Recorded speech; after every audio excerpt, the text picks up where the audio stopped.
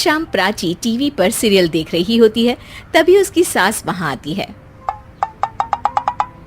अरे सीरियल में तो ऐसे मग्न है जैसे आज रात का खाना पड़ोसी आकर बनाएंगे। मुझे पता ही नहीं था आपने अपने बेटे की शादी पड़ोस में भी की हुई है। हैं? मतलब? मतलब इस घर में सारा काम बहू ही करती है, आप तो सिर्फ खर्राटे मारती हैं। अच्छा जी, फिलहाल तो तुम आराम फरमा रही हो, चलो जाओ, ये मेरे टीवी देखने का समय है। आहा, इसीलिए मुझे भगाया जा रहा है। सॉरी, अब तो बिल्कुल नहीं जाऊंगी। प्राची की इस बात पर दोनों सास बहू के बीच टीवी रिमोट के पीछे बच्चों जैसे छीना झपटी शुरू हो जाती है, जिसके बीच श्लोक भी काम से घर वापस आ जाता है। हाँ, आज मेरी चूहे बिल्ली की जोड़ी किस बात पर झगड़ रही है? अरे तेरे बीवी मुझे टीवी ही नहीं देखने दे रही। अरे तुम्हारी मम्मी मुझे खाना बनाने के लिए फोर्स कर रही है। अरे वाह, ऐसे बेतुके रीजन पर तो बच्चे भी झगड़ा नहीं करते। अरे मुझे कुछ मत बोल, सब इसने ही शुरू किया है। हाँ हाँ, जैसे आप तो बहुत दूध की धूली है ना। अरे बस, दोनों चुप। प्राची जाओ, खाने की तैयारी करो। और माँ तुम छोड़ो, तुम्हें क्या बोलूं, शांति से अपना सीरियल देखो, मुझे दोबारा लड़ने की आवाज सुनाई नहीं देनी चाहिए। ऐसा बोलकर श्लोक वहां से चला जाता है, जिसके पीछे पीछे प्राची भी कुछ न कुछ बड़बड़ाते हुए रसोई में चली जाती है। हाँ हाँ, सासू जी को तो कुछ बोलेंगे ही नहीं, बस मुझ पर ही हुक्म चलता है, खाना बनाओ, जैसे मैं इनके घर में खाना बनाने के लिए आई हूँ। इसी तरह शाम बीतती है और रात को श्लोक और प्राची की सास खाना खाकर सोने चले जाते हैं, लेकिन प्राची गुस्से में कुछ खाए बिना काम में ही लगी रहती है। इस घर में किसी को घंटा फिक्र नहीं पड़ता मैं खाऊं या भूखी रहूं।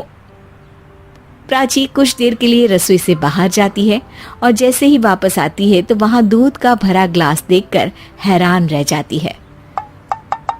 फिक्र पूरी है, बस दिखाना नहीं है। प्राची दूध पीकर सोने चली जाती है और अगली सुबह एक बार फिर सास बहू का कार्टून नेटवर्क स्टार्ट हो जाता है। ये तुमने ही किया है। अरे अजीब जबरदस्ती है, मैं बोल रही हूँ मैंने कुछ नहीं किया। दोनों ने मिलकर पूरे घर को पागल खाना बनाया हुआ है। यहाँ कोई नॉर्मल इंसान तो रह ही नहीं सकता, इसीलिए अब पड़ोसी क्या रिश्तेदार भी घर आने से कतराते हैं। और सुन बेटे, तू भी चंगा, तेरी माँ भी चंगी, तेरी बीवी भी चंगी, रिश्तेदार। हाँ जी, आपको नहीं पता क्या, गंगाधर ही शक्तिमान है, रिश्तेदार ही। हाँ हाँ, बस समझ गया। कभी जानवरों जैसे लड़ेंगी तो कभी जुगलबंदी करेंगी। भाई मैं आप दोनों के बीच में नहीं फंसना चाहता। सास बहू की इस मनमौजी जोड़ी से परेशान होकर श्लोक अपना सिर खुजलाता वहां से चला जाता है। चलो अब मैं भी कीर्तन में जा रही हूँ। इस पर जैसे ही सास कमरे में अपना पर्स लेने जाती है तो वहां नाश्ते की प्लेट रखी देख मुस्कुराने लगती है और नाश्ता करके घर से बाहर निकलते हुए कुछ पैसे टेबल पर रख जाती है, जिसके कुछ देर बाद सिलेंडर वाला घर आता है। ओ मोरी मैया, मैं सिलेंडर के बारे में तो बिल्कुल भूल ही गई थी। घर खर्च के सारे पैसे भी मम्मी के पास है और श्लोक से बोला तो उल्टा 4 बात सुनाएंगे। प्राची ये सोच ही रही होती है कि अचानक उसका चेहरा चमक उठता है और वो घर में आकर इधर उधर देखने लगती है। तभी उसकी नजर टेबल पर रखे पैसों पर पड़ती है, जिन्हें वो सिलेंडर वाले को दे देती है। ये सब श्लोक देख लेता है।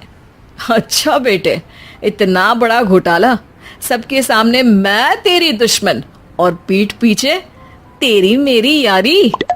इस पर श्लोक एक प्लान बनाता है और शाम को सब एक साथ बैठे होने पर बोलने लगता है।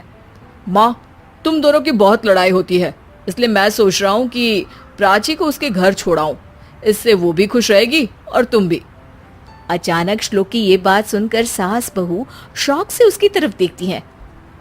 अरे ऐसे कैसे घर छोड़ाओगे, मुझे कहीं नहीं जाना।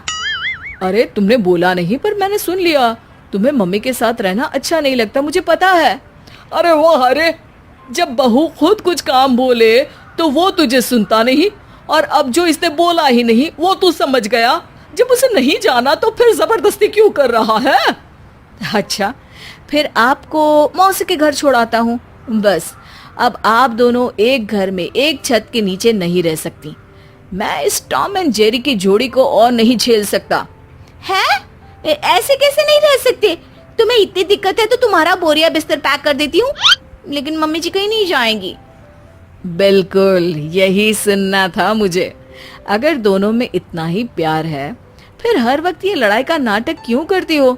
देखा मैंने कैसे माँ किचन में दूध रखती है और तुम उनके लिए कमरे में नाश्ता रखती हो, और कैसे वो पहले ही तुम्हारी दिक्कत समझकर घर में पैसे रखकर बाहर जाती है। अरे भाई, इतना ड्रामा तो डेली सोप में भी नहीं होता जितना तुम दोनों ने इस घर में फैलाया हुआ है।